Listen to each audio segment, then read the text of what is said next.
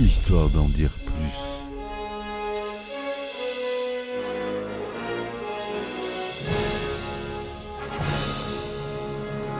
Eh ben attendez, on est en France. Allez, cul sec.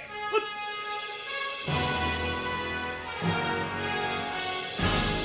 Personne ne veut le croire et pourtant c'est vrai, ils existent, ils sont là, Tarnatata.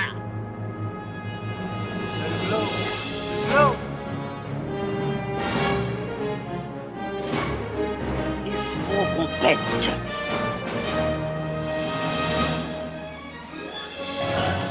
Voyons, circuit branché, correcteur temporel temporisé.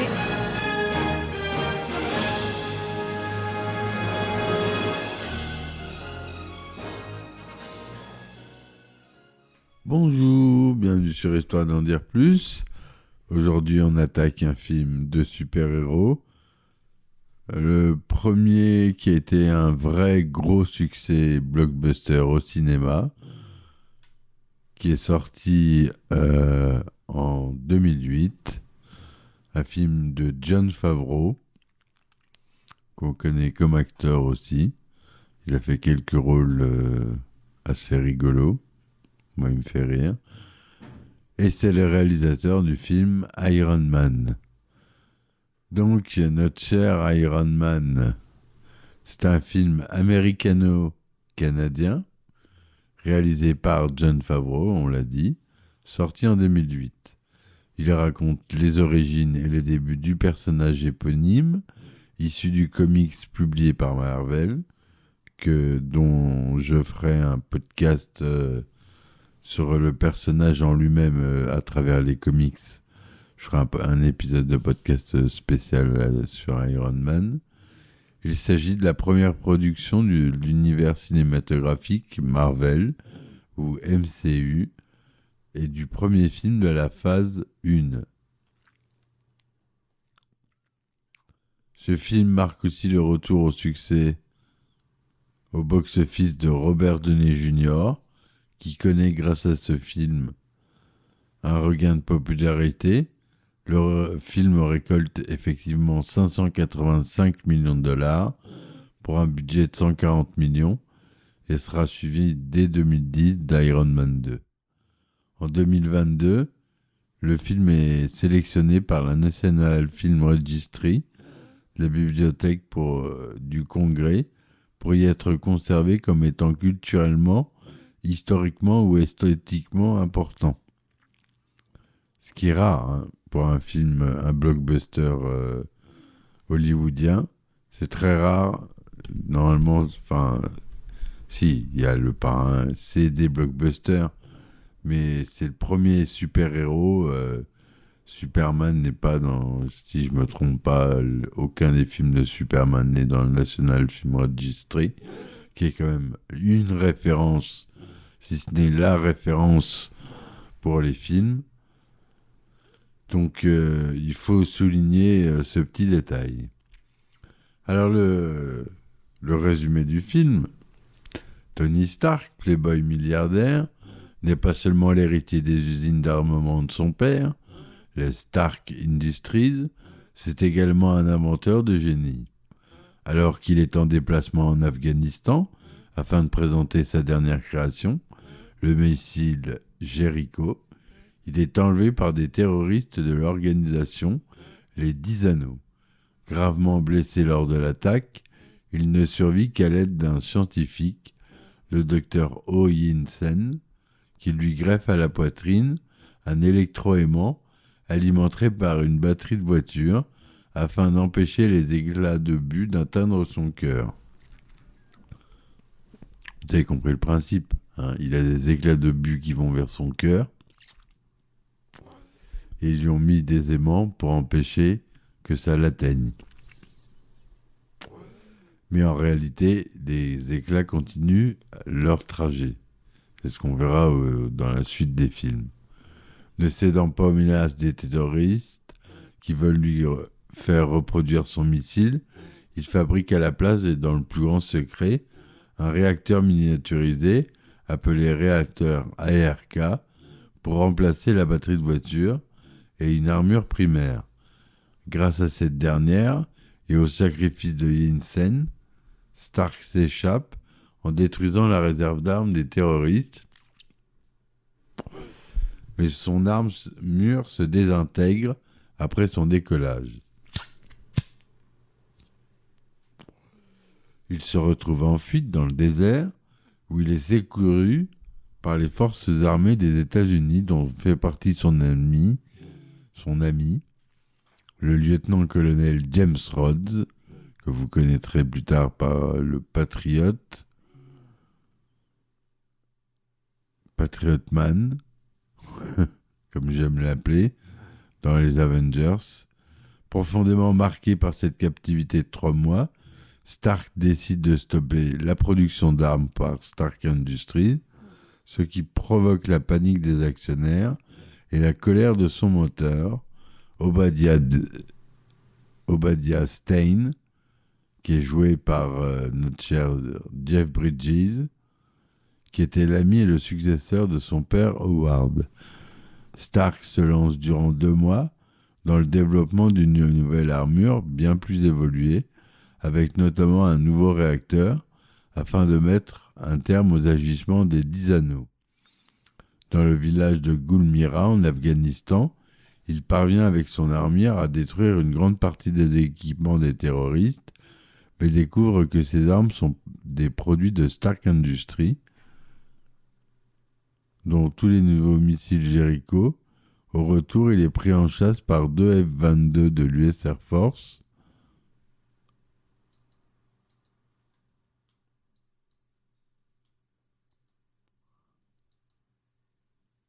Il en détruit un par accident, mais sauve son pilote. Voilà, donc rien que déjà ça.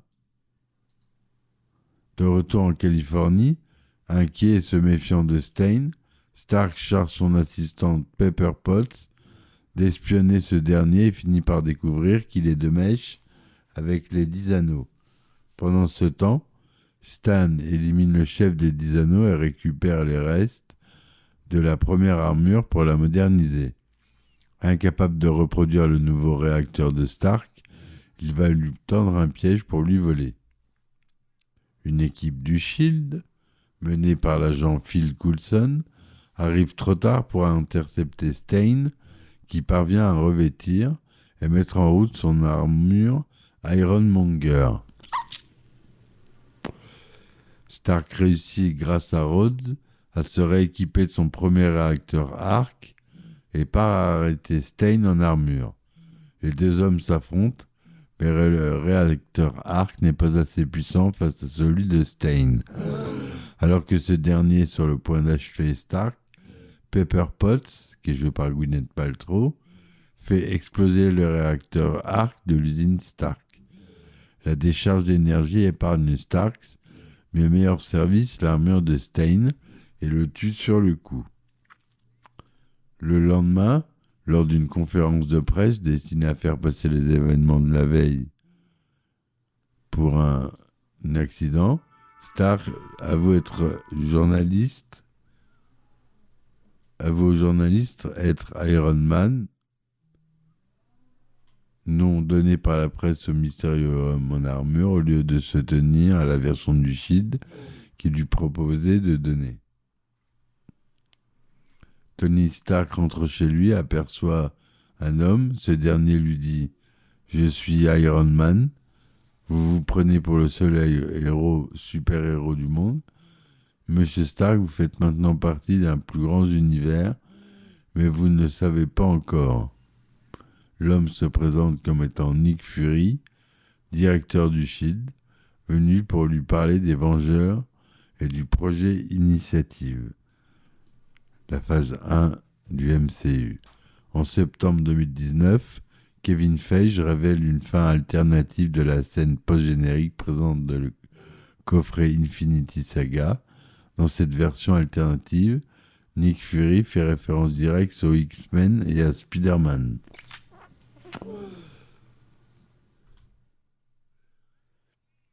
Voilà, donc le film dure 126 minutes. On a dit le budget de plus de 140 millions de dollars, mais plus de 585 millions de recettes. Il est sorti aux États-Unis le 2 mai 2008, en France le 30 avril 2008.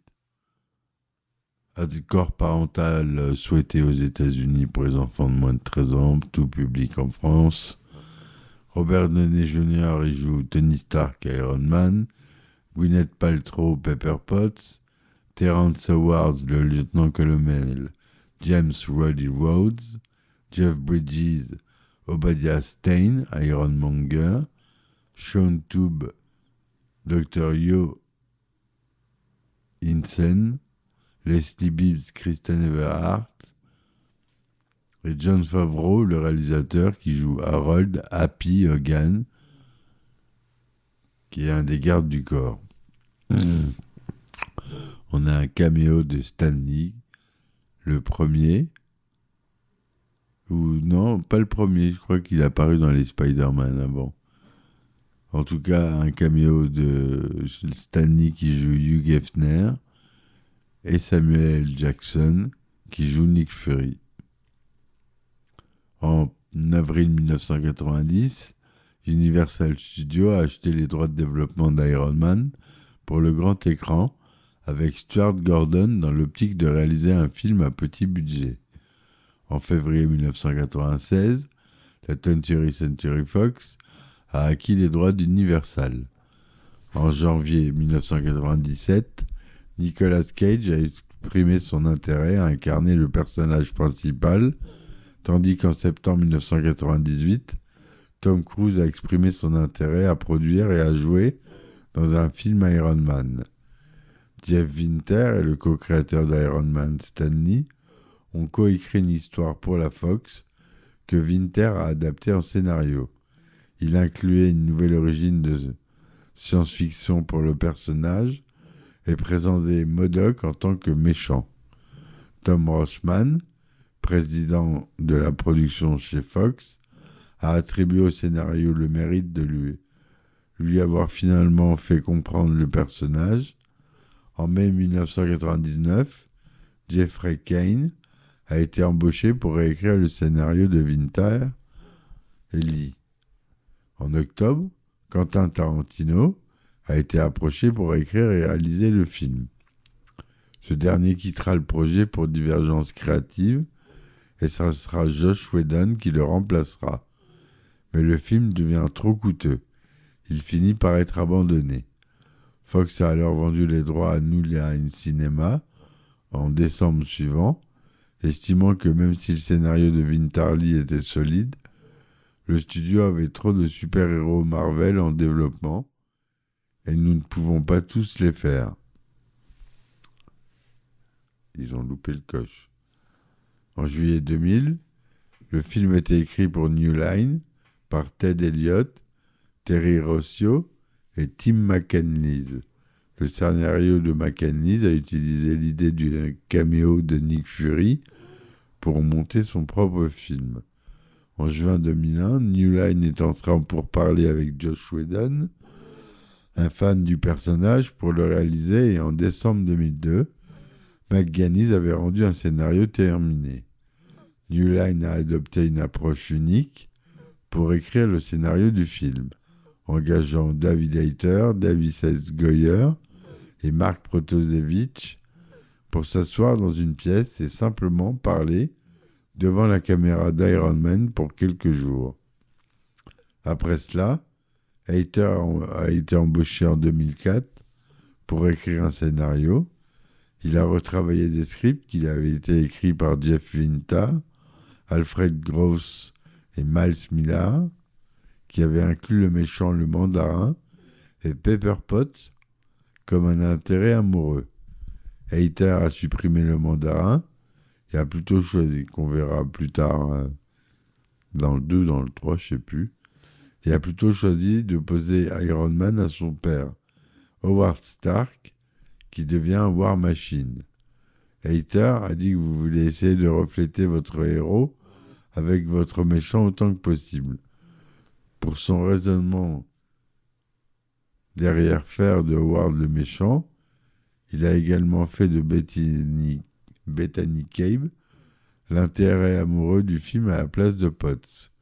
En décembre 2004, le studio a confié la réalisation à Nick Cassavetes avec le projet d'une sortie ciblée en 2006. Cependant, cet accord a finalement échoué et les droits cinématographiques d'Iron Man sont revenus à Marvel Entertainment. Et c'est là que les Marvel Studios nouvellement créés annoncent qu'un film sur Iron Man est bel et bien prévu et qu'il sera le premier financé par Marvel en empruntant la somme de 525 millions de dollars à la banque d'investissement Merrill Lynch. Il est par d'ailleurs le premier à s'inscrire dans l'univers cinématographique Marvel, le MCU, qui dévoile ensuite les autres super-héros à travers leurs propres films, tout en faisant le lien entre eux.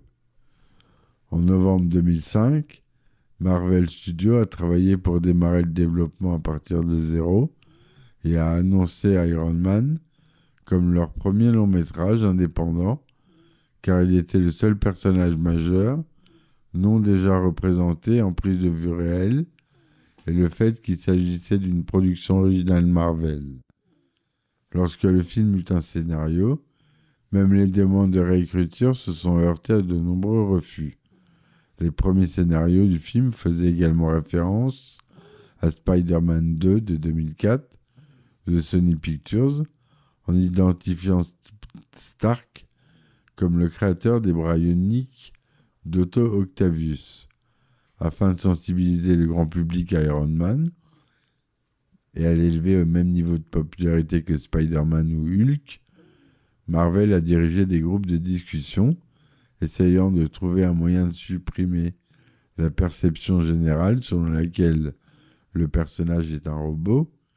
Les informations que Marvel a reçues des groupes de discussion ont été utilisées pour formuler un plan de sensibilisation qui comprenait la sortie de 3 courts-métrages d'animation avant la sortie du film. Les courts-métrages s'appelaient Iron Man Advertorials, comprenant Spider-Man et Hulk, qui ont été produits par Tim Muller et Blur Studio. Très bon studio d'animation. Quelques mois plus tard, Jon Favreau est annoncé à la réalisation du film en avril 2006, célébrant l'obtention du poste en suivant un régime, perdant 32 kilos. Favreau avait voulu travailler avec le producteur Marvel Avi Arad sur un autre film, après qu'ils eurent tous les deux travaillé sur Daredevil. Le réalisateur a trouvé l'opportunité de créer un film d'espionnage ultime, politiquement ambitieux dans Iron Man, en s'inspirant de Tom Clancy, James Bond et Robocop, et a comparé son approche à un film indépendant. Favreau voulait faire de Iron Man l'histoire d'un homme adulte se réinventant littéralement lui-même, après avoir découvert que le monde est beaucoup plus complexe qu'il ne le croyait à l'origine. Art Marcum et Mark Holloway ont été embauchés pour écrire le scénario, tandis que Mark Fergus et Hugh Cosby ont écrit une autre version, avec Favreau compilant les scripts des deux équipes, puis John August polissant la version combinée. Le personnel de la bande dessinée Mark Millar, Brian Michael Bendis, Joe Quesada, qu'on connaît bien, Tom Bavor, Alex Alonso et Ralph Macchio ont été également sollicités par Favreau pour donner des conseils sur le scénario. En juillet 2006, Matthew Libatic a été nommé directeur de la photographie. Pour le rôle de Tony Stark, alias Iron Man, le réalisateur s'est tourné en premier lieu vers Tom Cruise, qui montra son intérêt pour le projet en 2006, comme on l'a dit, mais il refusera à la suite du démarrage tardif du tournage, d'après ses dires. Jon Favreau pensa alors à Nicolas Cage avant d'engager définitivement Robert Downey Jr. Rachel McAdams a refusé le personnage de Pepper Potts avant que Gwyneth Paltrow ne le prenne. Le tournage du film débute en mars 2007 en Californie. et s'est tourné à Hollywood. Le film a reçu un très bon accueil critique, avec plus de 94% de critiques positives, avec une note moyenne de 7,6 sur 10, à base de 278 critiques sur Rotten Tomatoes. Sur Metacritic, 79% sur 38 critiques. En France, 3,4 étoiles sur 5, ce que recense 24 titres de presse. Aux États-Unis, il a fait 318 millions de dollars. En France, 2 millions d'entrées. Ça fait 19 millions de dollars. Ce qui fait porte au total mondial à 585 366 247 dollars. Entre 2008 et 2022, le film Iron Man a été sélectionné 95 fois dans diverses catégories et a remporté 22 récompenses. Alors, les MTV Movie Awards 2008, meilleur film de l'été. Les Scream Awards 2008, meilleur film de science-fiction, meilleur acteur de science-fiction pour Robert Downey Jr. Les Saturn Awards, meilleur film de science-fiction, meilleur acteur Robert Downey Jr., meilleur réalisateur Jon Favreau, etc., etc. À différents moments, une réorchestration du générique de la série Iron Man de 1966 peut être entendue dans le casino au début du film et avec la sonnerie du téléphone de Rhodes après l'attaque de l'US Air Force contre Iron Man. Durant l'une de ces scènes introductrices, Tony se fait kidnapper pour servir d'otage par des terroristes au Pakistan. Après que ces derniers lui ont retiré le sac qu'il avait sur la tête, les ravisseurs, parlant la langue officielle du pays, l'ourdou, spoilent l'intrigue.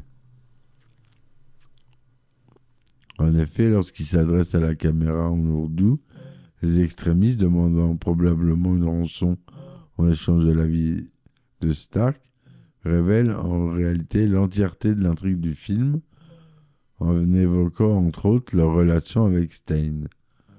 En apportant des modifications à l'armure après avoir failli l'écraser au sol, le rendu que Jarvis propose à Tommy est une armure entièrement dorée, ce que Tony trouve trop ostentatoire. Il se trouve que dans le comics, l'armure que Tony portait lors de la création des Avengers, le troisième qu'il a créé, était elle aussi entièrement dorée. Pendant la scène où Tony se fait enlever son armure pour la première fois, on peut voir son bureau, le bouclier à demi achevé de Captain America, le même que dans le film Iron Man 2.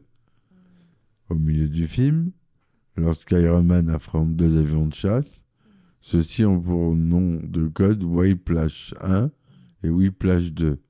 C'est une référence au personnage Black Lash, qui s'est d'abord appelé Whiplash, l'homme au fouet en version francophone, qui est le principal ennemi du héros dans Iron Man 2.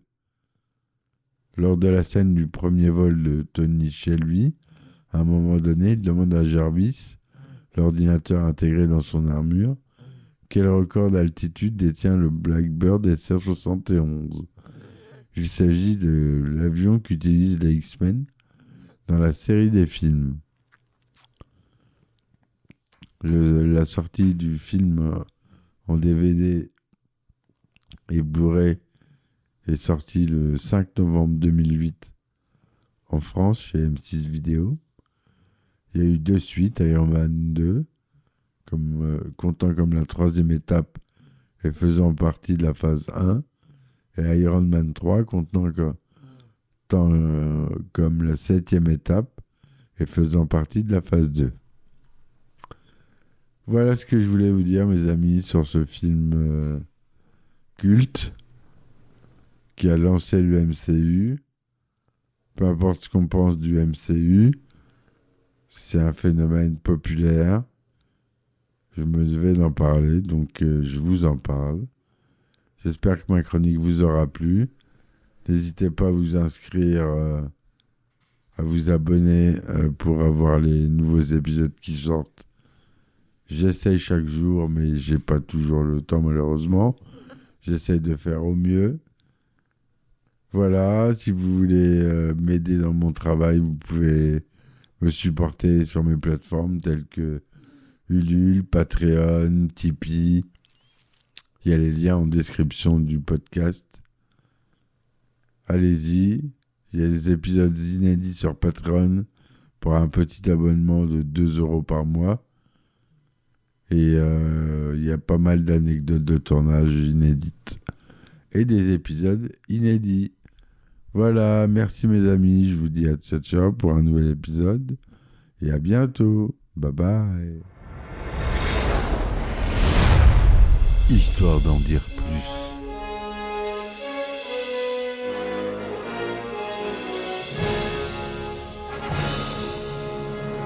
Eh ben attendez, on est en France. Allez, cul sec.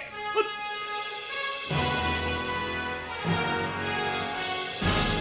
Personne ne veut le croire et pourtant c'est vrai, ils existent, ils sont là, Tarnatata.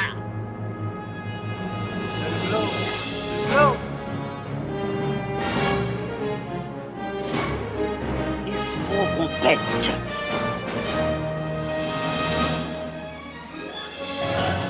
Voyons, circuit branché, correcteur temporel temporisé.